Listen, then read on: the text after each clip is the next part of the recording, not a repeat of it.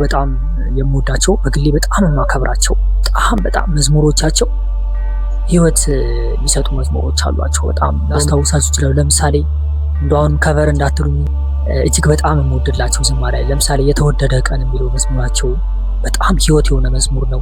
አሁን በቅርብ የሰሩት እንዴት ብለ ተገኘህ እኔ ቤት የሚለው እቴ ሙሽራዬ እጅግ በጣም ውድ በጣም በቃ ህይወት የእሳቸው ዲሲፕሊናቸው በራሱ መዝሙሩን የሚገልጥ ነው ይመስለኛልና እሳቸው ያንን ተጽዕኖ በማየታቸው ነው ምናልባት የሚሰራው በዚህ በተሰሩ መዝሙሮች ላይ የሚሰራው በዋናው በባለቤቱ በኩል ፈቃድ ሳይጠየቅ የሚሰራ ከሆነ በባለቤቱ በመዝሙሮቹ ባለቤት ትልቅ ተጽዕኖ ይፈጥራል። እንደምታውቁት አሁን ሰው የራሱን ዩቲዩብ ቻናል በተለያዩ ቻናል ላይ እናያለን። እኔ በጎነቱ ነው ያለው፣ በዛው ግን ኢፌክት ይኖረዋል።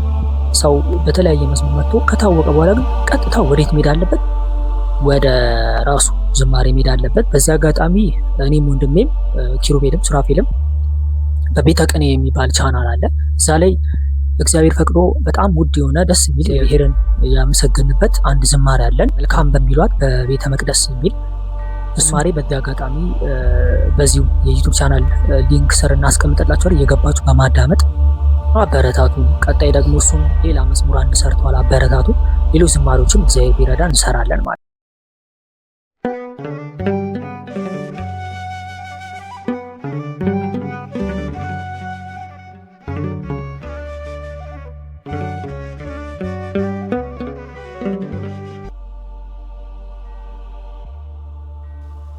እንግዲህ ተመልካቾቻችን ዛሬ አንድ መጥቻለሁ። ሰሞኑን በአንድ የፌስቡክ ፔጅ ገጽ ላይ በጣም የምንወዳቸው እጅግ በጣም የምናከብራቸው እኔ በግል ህይወቱ እጅግ በጣም የምማርበት ማከብረው ዘማሪ ያለ ቀሲስ አሸናፊ ገብረ ማርያም እሱ የፌስቡክ ፔጁ ላይ የከቨር መዝሙርን በተመለከተ አንድ ሀሳብ አጋርቶ ነበረ እና በጣም ገርሞኝ ነበረ። ምክንያቱም እኔም ወንድሜም በመዝሙር ስራዎች ላይ የራሳችንን አንድ አሻራ አበርክተናል። እውነት ለመናገር አዳዲስ ዝማሬ በተመለከተ ከቨር መዝሙር ደግሞ እንደምታውቁት ሁላችንም በተለይ በዚህ በመንፈሳዊ አውድ ውስጥ የምናገለግል ሰዎች የምንጀምረው በዘማሪያን በምናውቃቸው እጅግ በጣም በምንወዳቸው ዘማሪያን ነው። እነሱ ደግሞ በጣም ደስ የሚል ዝማሬ ያላቸው ህይወታቸው የሚያስተምር የእነሱን ዘማሬ እየዘመርን ነው ያው የምናድገው። በተለይ በሰንበት ትምህርት ቤት ያደጋችሁ አብዛኛው የኢትዮጵያ ኦርቶዶክስ ተዋሕዶ ቤተክርስቲያን አማኝ የሆናችሁ በተለይ በሰንበት ትምህርት ውስጥ ደግሞ ያለፋችሁ ያደጋችሁ ደግሞ ታውቁታላችሁ። በከቨር መዝሙር የሚመጣ ያው የሰው መዝሙር እየተዘመረ አይደለም የሚጀመረው ምንም ነገር። እሳቸው ፔጃቸው ላይ አየውና የከቨር መዝሙርን በተመለከተ ያነሱት ሀሳብ በጣም ወሳኝ ሀሳብ ነው። ለኛ ጥያቄ አለኝ። ከቨር የሚለው ሀሳብ ምንድን ነው? ለምሳሌ ዝማሬ ሲነሳ ያሬዳዊ ዝማሬ ነው በቤተክርስቲያን ኦርቶዶክሳዊ ተዋሕዶ ውስጥ የምናስበው። ግን ዝማሬን ስናስብ ከቨር የሚባለው ሀሳብ ከምንድን ነው የመጣው? እኔ ብዙ ጊዜ ጥያቄ ለማንሳት ሞክራለሁ። ምክንያቱም ከቨር የሚለው ሀሳብ የሰዎች ዝማሬ አስመስሎ መዘመር ነው፣ የተዘመረን ዝማሬ አስመስሎ መዘመር ነው። ይሄ ደግሞ ሀሳብ የሚያስነሳ ይመስለኛል። ምላችሁ ምንድን ነው? የትኛውም ዘማሪ በተለይ አማተር የሚባል ዘማሪ በከቨር መዝሙር ነው የሚመጣው፣ የራሱ መዝሙር ስለሌለው። የሌሎችም ዘማሪ በማስመሰል ጸጋው ያለው የመዘመር አቅም ያለው፣ ምክንያቱም ለሁሉም ነገር ጸጋ ይጠይቃል። ዝም ብሎ ተነስቶ መዘመር ስለማይቻል ሀሳቤ ምንድን ነው? እሳቸው ያነሱት ሀሳብ ላይ በጣም መደግቸውም ይህንን ቪዲዮ በማየት ሌሎች ሀሳቦችን ሊያጋሩ ይችላሉ የሚል እምነት ስላለኝ ማለት ነው። ዝማሬ ሲባል እኔ አንድ ምሳሌ ማንሳት ፈልጋለሁ። ከቨር ሲባል ለምሳሌ አንድ ስልክ ቤት ሄዳችሁ ስልክ ትገዛላችሁ። ስልክ ስትገዙ ዋናው ኦሪጂናሉን ስልክ ከገዛችሁ በኋላ ምናልባት ከቨር የሚባል ነገር ላይኖር ይችላል። እንደምታውቁት እዚህ ከቨር የሚያስፈልገው ስልካችን ምን እንዳይል ወይ እንዳይወርቅ ለመጠንቀቅ ለመከላከያ ማለት ነው። እኔ እንደዛ አየዋለሁ። ነገር ግን ወደ መንፈሳዊ አሁን ወደ ታሰበበት የዝማሬ ሀሳብ ስመጣ ግን ከቨር የሚባለው ሀሳብ አስመስሎ መዘመር ነው እንደኔ የሚመስለኝ። ምክንያቱም አንድ ዝማሬ ኦሪጂናል ዘማሪው ያለ ወይም የመዝሙሩ ባለቤት እሱ ዘማሪ የእሱን መዝሙር እኛ ተቀብለን ጸጋችንን የምናውቅበት ሊሆን ይችላል። የተሰጠንን መክሊት የምናወጣበት አንዱ አቅም ነው። እሳቸው ካነሱት ሀሳብ ጋር የሚጋራ ሀሳቢ ምንድን ነው? በጣም እንደምታውቁት አሁን የዩቲዩብ ቻናሎችን አብዛኛውን የመንፈሳዊ የዩቲዩብ ቻናሎችን እከታተላለሁ። አብዛኛውን በቃ የተጠራቀመው በከቨር መዝሙር ነው። እንደውም አንዳንዴ ቅድስት ቤተክርስቲያን በጣም ብዙ ዝማሬ አሏት። እኛም በዛ መዝሙር ስለምንሰራ ማለት ነው።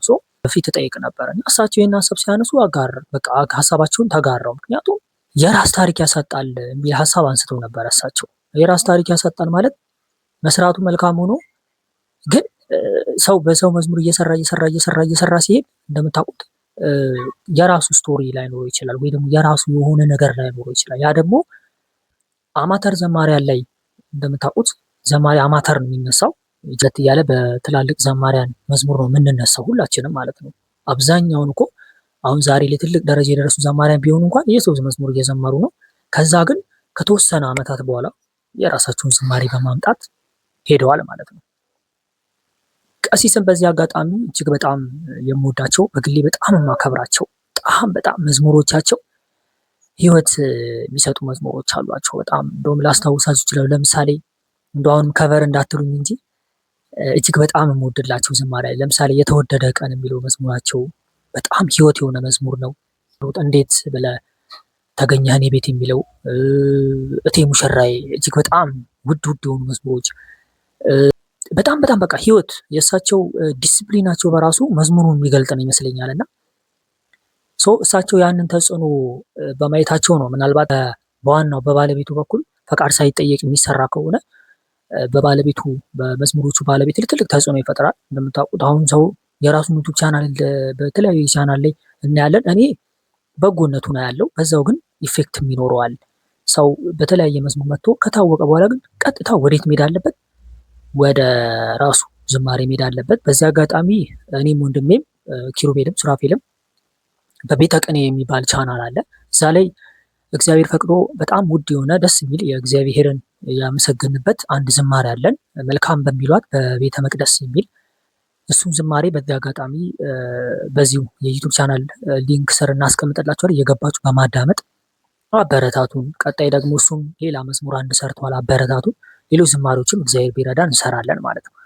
ስለዚህ አማተር እንደኛ ጀማሪ ዘማሪያንን ካልተበረታታ እንደ ቅድስት ኦርቶዶክስ ተዋሕዶ ቤተክርስቲያን መበረታታት መቻል አለብን። ካልተበረታታን እርስ በርስ ካልተደጋገፍን አዳዲስ ዘማሪያን ማምጣትን ሊከብድ ይችላል ማለት ነው። እኛው በኛው ካልተበረታታን፣ እኛው በኛው ካልተደጋገፍን አዳዲስ ዘማሪ ከየት ይመጣል? ምክንያቱም ያከበረውን ባለቤት ወይም ደግሞ ባለዝማሬው የወደደውን ዝማሬ ሌሎች አማተር ወይም አዳዲስ ዘማሪያን እንዲመጡ ደግሞ ራሱ ትልልቅ ዘማሪያንም ሲያበረታቱ ቤተክርስቲያንም ይህንንም ስታበረታታ አዳዲስ ዘማሪያን ይመጣሉ። አዳዲስ ዘማሪያን ሲመጡ በሰው መዝሙር ከሰሩ በኋላ ወዲያው ወደ ራሳቸው መዝሙር እንዲመጡ ማበረታታት ትልቅ ታችን የግልም ድርሻ እንደ ኦርቶዶክሳውያን ደግሞ የምዕመናኑ ድርሻ መሆን አለበት። አዳዲስ ዘማሪ የምንፈልግ ከሆነ አዳዲስ ሰዎችን ማበረታታት፣ ጸጋ ያላቸው ልጆች እንዲወጡ ማድረግ። እዚህ ላይ እኔ እውነት ለመናገር ለመተቸት ሳይሆን ክፍተቶች አሉ፣ በግል ክፍተቶች አሉ፣ በጋራም ደግሞ እንደ ቅድስት ቤተክርስቲያን ክፍተቶች ይኖራሉ። እነዛን ክፍተቶች በማሟላት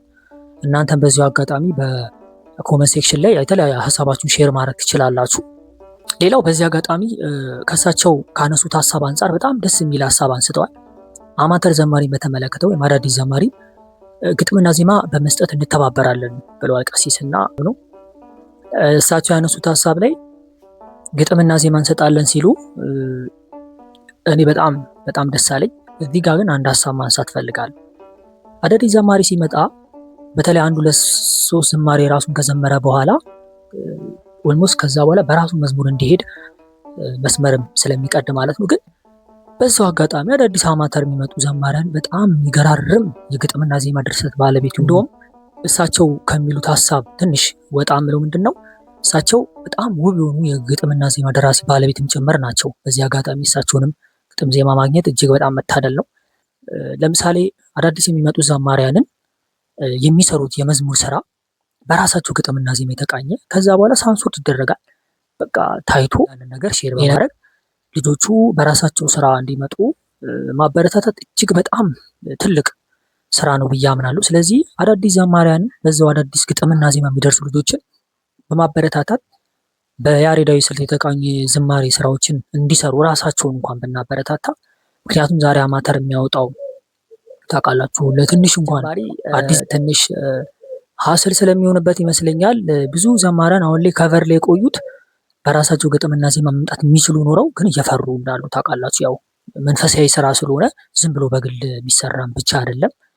ግን ደግሞ ትልልቅ ደራሲያንም ቢሆኑ ያንን ነገር እገዛ በማድረግ ሌሎች በራሳቸው የግጥምና ዜማ የተቃኘ በቤተክርስቲያን ስርዓት የተዋጀ ቆንጆ ስራ ይዘው በራሳቸው እንዲመጡ እድል መስጠቱ ራሱ አንድ ትልቅ የቤተክርስቲያን ይመስለኛል። በዚህ አጋጣሚ የራሴን በጎ የሆነ አመለካከት ነው። እሳቸውም ያሉትን ሀሳብ ጋራለሁ ማለት ነው። አመሰግናለሁ።